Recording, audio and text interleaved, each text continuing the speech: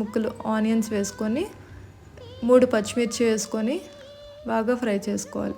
1 నిమిషం పాటు ఫ్రై అయ్యి రంగు మారిన తర్వాత 1 టేబుల్ స్పూన్ అల్లం వెల్లుల్లి పేస్ట్ని వేయాలి.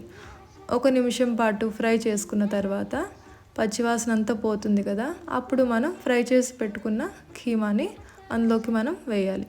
1 నిమిషం పాటు ఫ్రై చేసిన తర్వాత అప్పుడే మనం కడిగి పెట్టుకున్న బాస్మతి బియ్యాన్ని, నేను 1/2 కేజీ కీమాకి నేను 1/2 కేజీ బాస్మతి బియ్యం వాడుతున్నాను.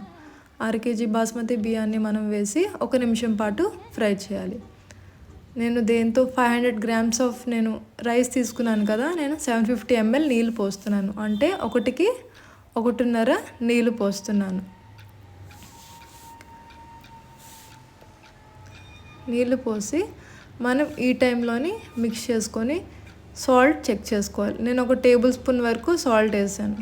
మీరు సాల్ట్ ఈ టైంలోనే కరెక్ట్గా చెక్ చేసుకొని అప్పుడు మీరు పైన కొత్తిమీర వేసుకొని హై ఫ్లేమ్ మీద 3 విజిల్స్ వేయించుకోవాలి.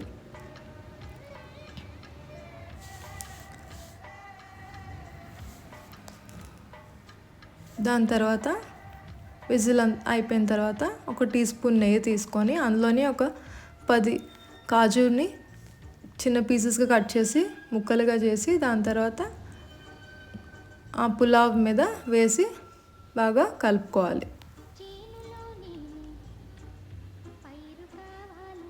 చూడండి ఎంతో బాగుంది కదా. ఈ టైంలోనే మనం ఆ పులావ్ మీద వేసి ఎక్కువ కలపకూడదు, కొంచెం లైట్గా మిక్స్ చేయాలి. మిక్స్ చేసి